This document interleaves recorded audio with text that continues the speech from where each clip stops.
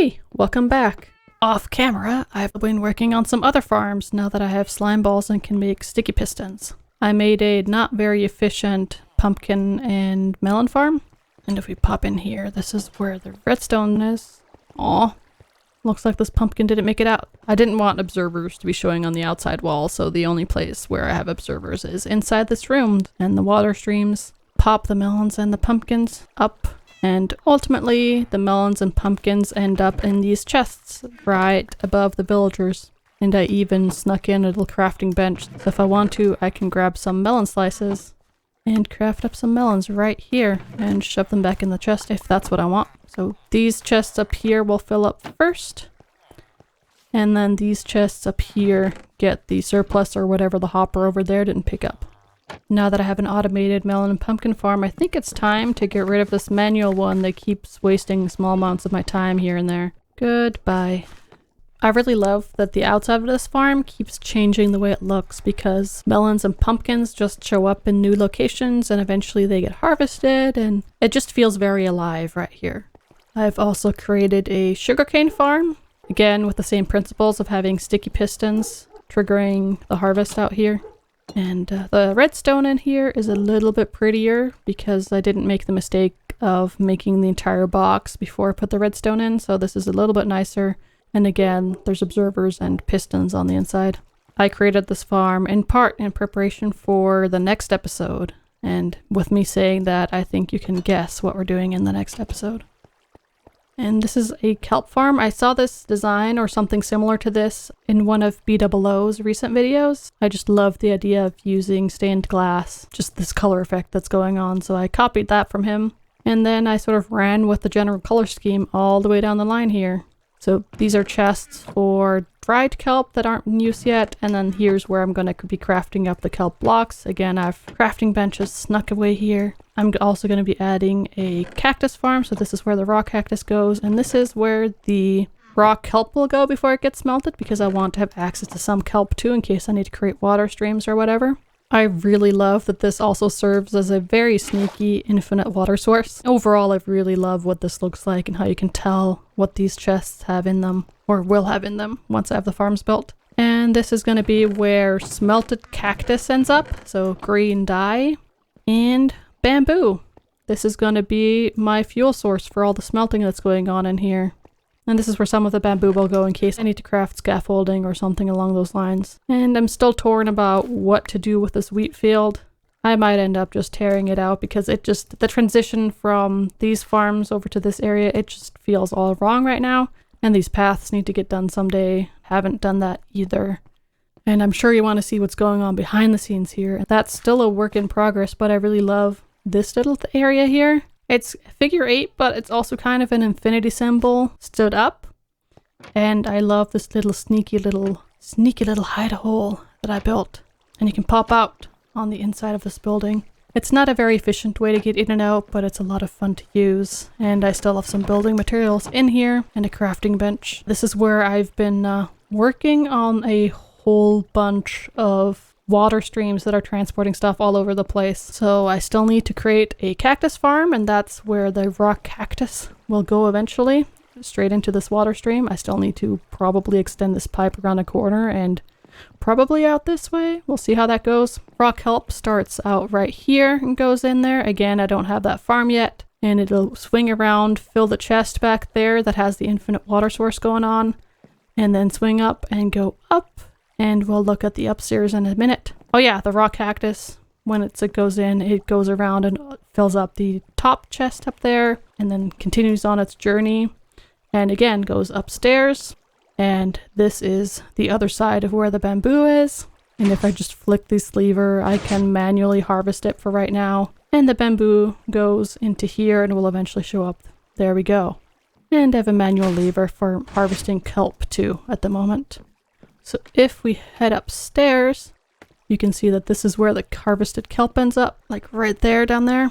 And I'm so glad I left myself a million different signs because I'm pretty sure in a couple weeks I'll have no clue what's going on here. But the raw kelp will ultimately come up here, get aligned by this chest, end up in these hoppers and in these furnaces over here. Well, smokers. Yeah, I'm really glad I have access to all of these hoppers that feed into the smokers, because it's very, very possible that some item that's not supposed to be here will end up in this system, and I want to be able to unclog it. The other set of furnaces are over here, and again, it's the same deal. The raw cactus comes up, goes around, gets aligned by this chest, and gets picked up by these hoppers. If there's surplus cactus that does not fit in these hoppers, it just goes straight into this line. Both of these lines are surplus compostables, and I need to feed them into a composter of some kind. And last but not least, we should talk about what's happening to the bamboo. It comes up here right after being harvested, goes around, feeds into some chests there that you saw downstairs, and then the surplus bamboo goes up and around, goes all the way around this side wall, comes down, gets aligned by this chest, gets fed into this set of furnaces, and then continues on and gets fed into the next set of furnaces. And then ultimately, once we're done using any and all of the bamboo, the extra bamboo again also gets fed into the same composting line right here. Yes, I fixed that later. It's possible that the compostable pipe will end up heading straight through this wall because of a bit of a gap here. Maybe the kelp will come in through here, maybe the bamboo. I don't know yet. This is a work in progress. I still need to build all the farms. I still need to decide where the farms will be. Other places that these pipes could go is up through the ceiling. Not super likely though. And then there's this entire back wall that has nothing going on behind it, so I can punch holes through here as well. Or it could go down here, as long as it doesn't interfere with the pipe work that's going on downstairs. So very, very complicated stuff. Completely useless at the moment because most of the farms are non-existent. Or all of the farms really are non-existent. You don't even want to know how many hours it took me to build all of this. Fortunately, we're now at a stage where I can go ahead and build all the farms up and actually start getting some use out of this place as opposed to just something that kind of sort of looks pretty. Well, just kidding. Instead of building farms, I invested in more plumbing work, and so now there's a bunch more pipes that are hooked up. First up, my fully manual kelp farm at the moment actually takes the harvest and pipes it through some stuff. So it goes places, and I think some of it won't get caught by the hopper. Yep, and it's going upstairs. And I did something similar with the cactus line, I believe. Yeah, so the cactus line is coming down and going around here. So not too many changes down here, really. I ultimately decided that the cactus would come in from here. So this is the start of the cactus line. But the cactus farm will be built down there somewhere, I think. Then if we come around here, I've made some progress, or actually a lot of progress, with the composting line. So these water streams are actually hooked up. And to squeeze underneath the bamboo line, I had to do a little trapdoor trick. Oh, let me fold this down for the next person, which is also going to be just me. So all the surplus compostable stuff comes down here and meets up with the output of the sugarcane farm. And back here is where the melon and pumpkins get stored. And in an overflow situation, the surplus melon and pumpkins will come down this line and also get dropped into a compostable water pipe or whatever you want to call it. Gets pumped up there, comes across here, gets aligned, and gets thrown into these hoppers that go into a composter. And if the composter gets backed up, the rest gets destroyed by a cactus, so I don't have a ton of items just lying around causing lag. For right now, for testing purposes, I've gummed up all of these hoppers with non-compostable items, so we can test what happens if I throw something in here. What do I not mind having destroyed? Dark oak slabs, sure. So if I throw like 3 of them in here, you can run after them. They should. Yep, they go up and over, come down. No, I picked them up, but oh, you saw this one got destroyed. So I'm happy all of that works, and I think I can take these out for now. But I will take out this cactus, I believe. I have more plumbing I need to install. And if I accidentally throw my favorite pickaxe into the water stream, I don't want it to die by cactus. If I forget to put the cactus back at the end of this episode, please let me know in the comments. Maybe I forgot, or maybe I just didn't record it. Oh, yeah, and here's all the bone meal. So the bone meal itself will come down here, and then there's 2 chests for me to put bone meal blocks as I craft them up. Speaking of which, I should put some crafting tables down here. Much better.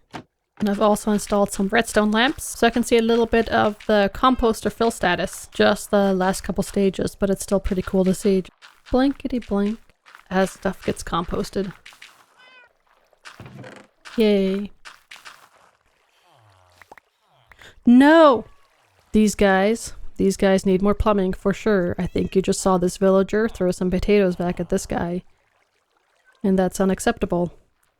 Including these hearts. Not acceptable. The main problem is that these potatoes have backed up all the way into the minecart. I'm pretty sure if I were to check the minecart, it's 100% full. As is this minecart. Because both of these guys have hearts. And what's even worse, I mean, as long as they're not actually breeding, the hearts are not bad. But what's even worse is that my potato farmer has become a carrot farmer, as you can see. And that's not acceptable. And I think the reason that happened is that the minecarts are full. So carrots are ending up in this villager's inventory. Somehow they're ending up in this villager's inventory because there's a little gap down here so the XP can travel. And then this guy, presumably, throws the carrots to that guy. I'm a little bit surprised that this guy is not a potato farmer. So what I need to do is install some overflow protection for these chests and these chests. And I think what I'm going to do with all that stuff is just pump it upstairs and turn it into bone meal. I think these guys might be the first legitimate bone meal producers. It looks like the wheat is not quite backed up yet. It's still a work in progress. But the beetroot is either backed up or almost all the way backed up. And I think all I need to do is change the orientation of these two hoppers. I'm gonna take this out. Oh no! No! I'm so glad I did this on camera. Oh no! Oh well. I'm biting the bullet, I guess. I needed access to this corner so I can put a hopper in. Oh my gosh, there's way too many items. Need to put a hopper in that direction. So I need that. And I think this was another terracotta. So concrete can go away. Okay, so now we have our little overflow hopper thingy. And I'll do the same thing over here and then I'll fix up the villagers and continue. Quick! Quick! Quick! No! Villager went back in our zone. Oh no, I need a rail. I need a rail. No, no, no, no, no, no. Yes. Okay, get in. Get in. Okay, that was way less painful than expected. The guy wanted to work. Thank you for being such a Oh! I'm sorry. Thank you for being such a productive member of society. I'm sorry I hit you. Since it was so easy to get this villager locked back in, I think I'm going to take my chances and free this villager and hopefully we'll get the same deal. Boop. And a boop and a boop. Oh no! That was supposed... Oh yeah, get up there. Get up there. Get up there. Go. You can do it. Don't. Here we go. Yes. Stay there. Just get out and stay there. Here we go. Okay. Now, my friend, I can let you back in. My friend, do you want to go back to work? No, dudes. This is not the behavior I want to see. They really, really, really want to breed, but fortunately there's no bed around here. Rail. There we go. And there we go. You are locked in now. So the main problem with this overflow line is that it's going to be a little bit ugly right here where the hopper is going to be exposed all the time, and the same thing goes over here. Oh well, it's not much uglier than the minecart, so I'll live with it. Okay, the water stream should be all hooked up now, and all I need to do is plug some holes. I'm not particularly excited about the fact that you can see the hopper right there. Like, I'm slightly worried that items are going to get snagged there. But given where the dropper is and what I'm working with, I don't think I can do much better than that. Anyway, oh. I don't want to pick those up. I want them to go up. Nice. Oh, I think there's a ton of items and it's actually going to take a while to dispense all of that, so we should be able to see it come through here. Yes! Look! Oh, this is so exciting. Yeah, the items are coming up right here. This is where the beetroot and wheat are going to come up. And now I get to do the same thing on the other side. But that second water stream is going to be a little bit better hidden back here. And the second overflow is installed. All done. And hopefully this guy will stop planting carrots soon. I'll just have to babysit his crops for the next little while and make sure to uproot any and all carrots I see in here.